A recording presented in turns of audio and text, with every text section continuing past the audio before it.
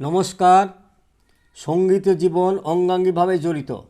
সৃষ্টির উষালগ্ন থেকে সঙ্গীত মানুষের নিত্যসঙ্গী। তাই সঙ্গীত হলো মানব জীবনের অবিচ্ছেদ্য অংশ বা মৃত সঞ্জীবিনী সুধা।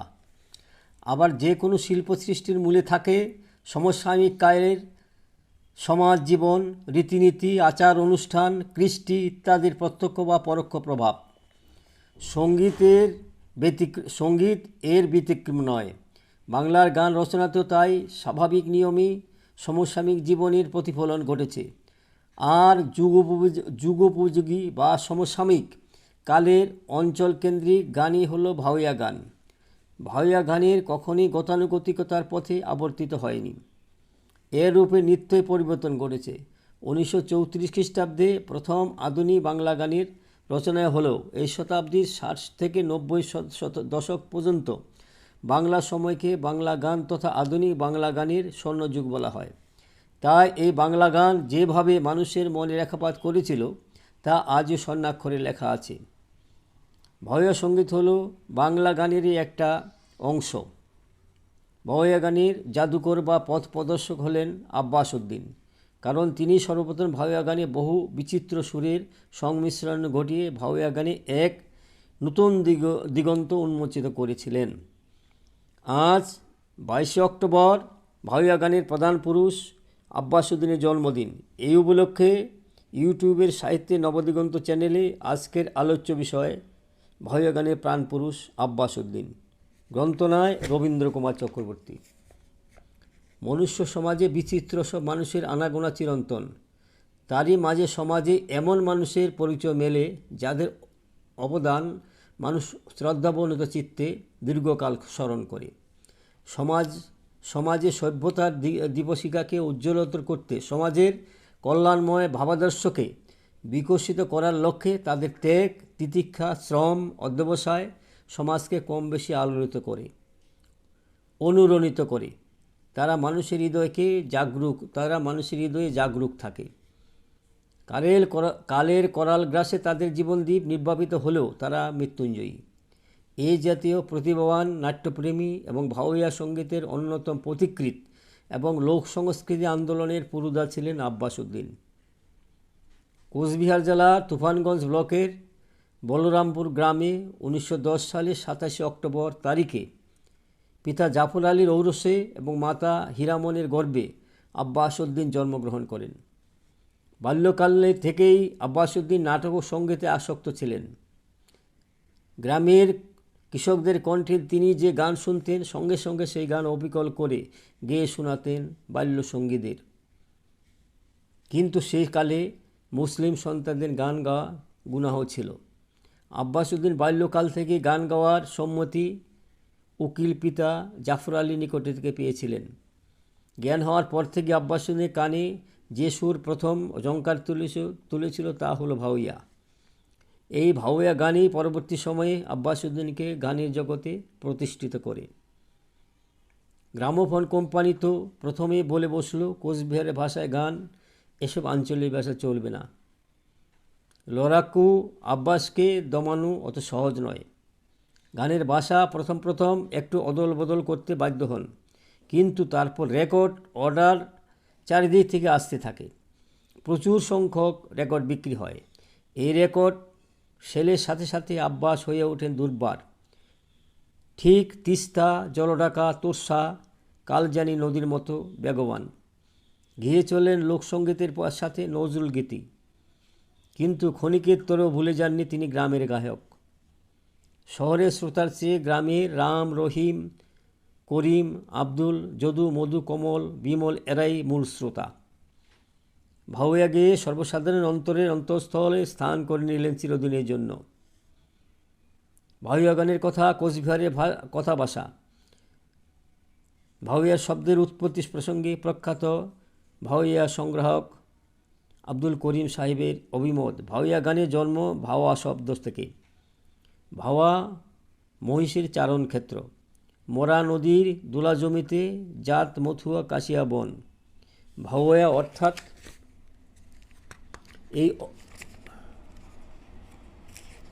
অর্থাৎ মহিষের চারণ ক্ষেত্র। রাখালেরা মহিষ চড়িয়ে বেড়াবার সময় মহিষের পিঠে চড়ে বসে দোতারা বাজিয়ে এ ভাওয়া গান গায়।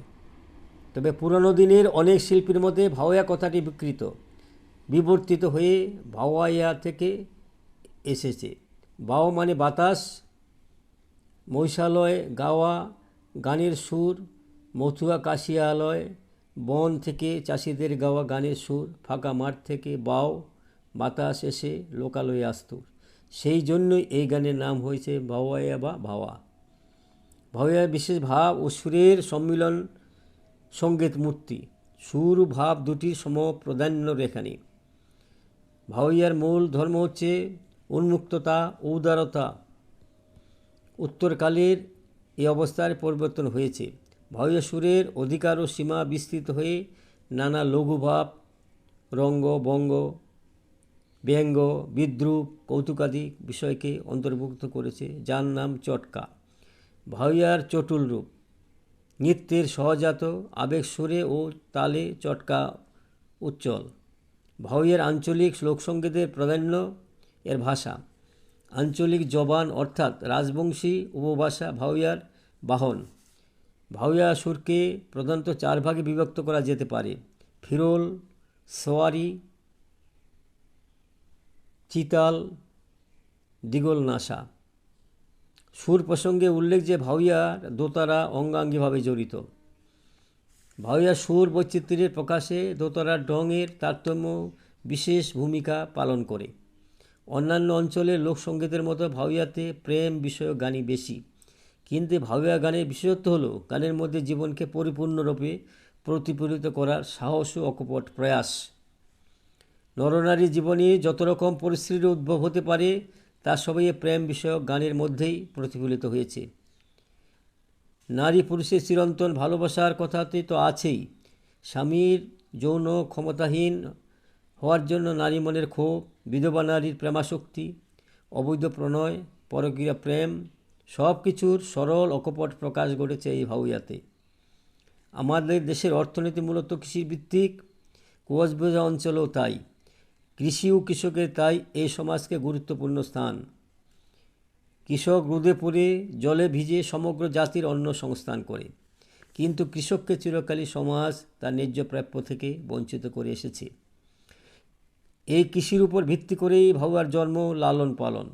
এ প্রসঙ্গে ভাওয়াইয়ার প্রাণপুরুষ আব্বাস উদ্দিন নিজের কথা: বাড়ির পূর্ব দিকে বিস্তীর্ণ মাঠ, আমাদের এলাকায় প্রজারা হাল বাইতে বাইতে এবং পাটের জমি নিড়াইতে নিড়াইতে গাইত ভাওয়াইয়া গান।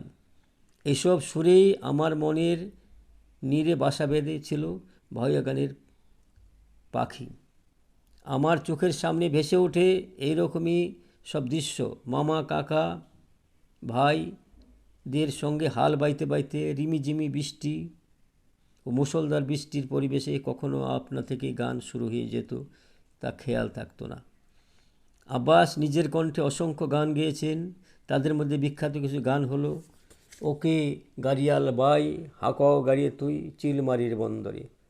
অন্য গানগুলি হলো: কালা আর না বাজান বাঁশরি, সাজের ঘরে কালা রইতে না পারি, আজ গাও তোলো মোর মশিয়াল বন্ধুরে, নদীর পাড়ের করুয়ারে মোর জামের গাছের শুয়া, আজি কেন কান্দিস অমন করি চোখের জল ফেলায়ে, করুয়ারে তুই কান্দুক চেতুল বিদুয়া হায়, আয়রে মরিয়া মেঘ আয় পর্বত ধাইয়া, হারিয়া মেঘ বরিয়া মেঘ কুলা দিয়ে যা, কালা মেঘ ধলা মেঘ তুই রোদের সদর ভাই, এক চিলতা জল দাও দাও ধুইয়া যাই।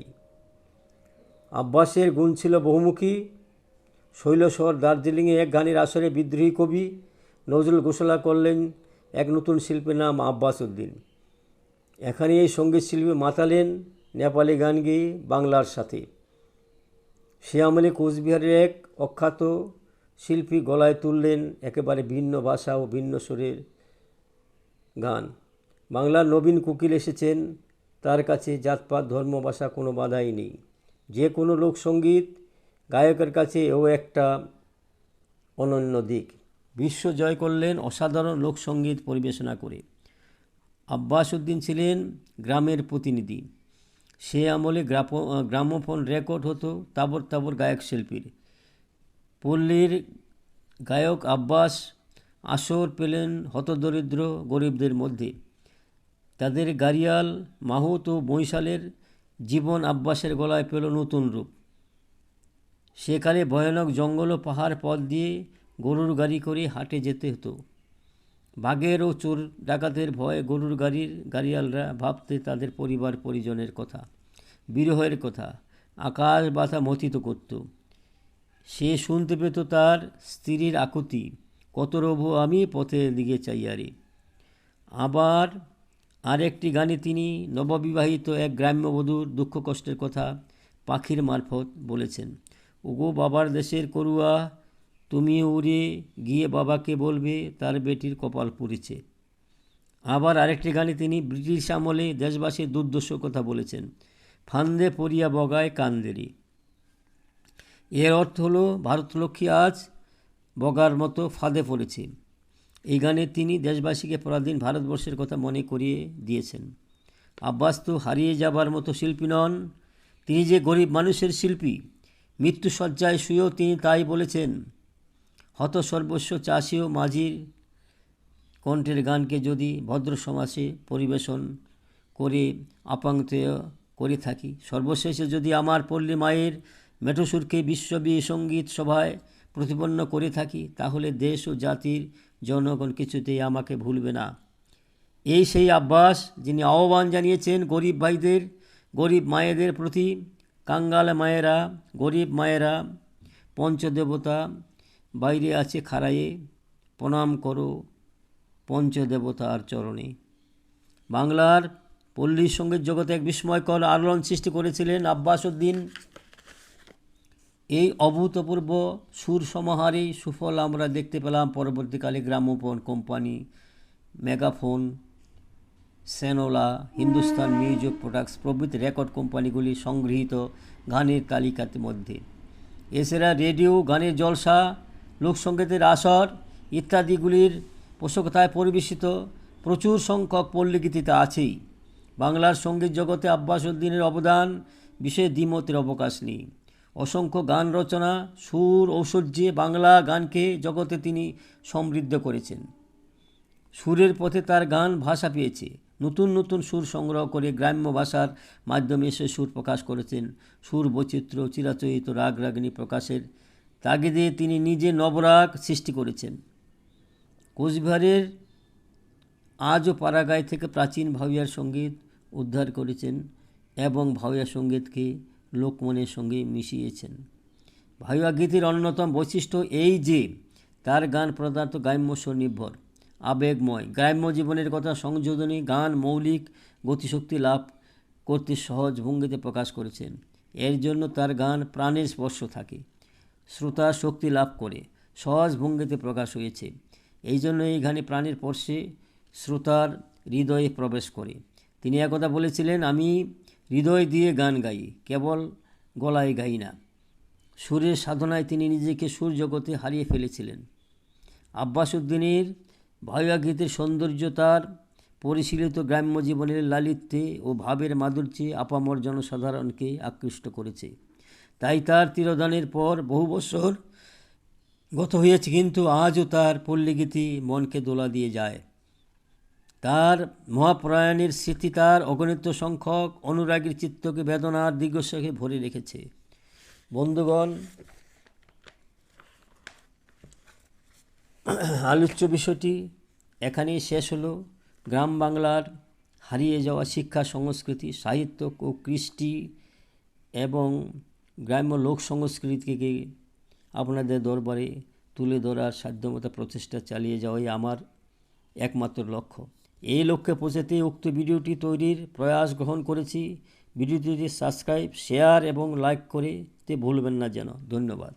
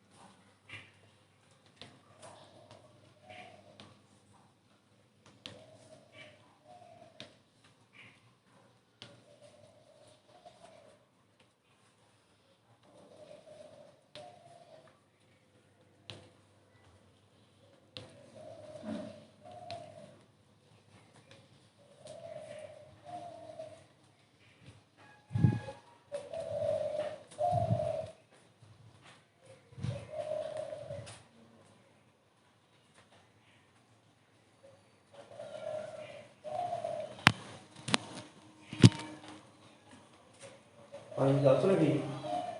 আসো।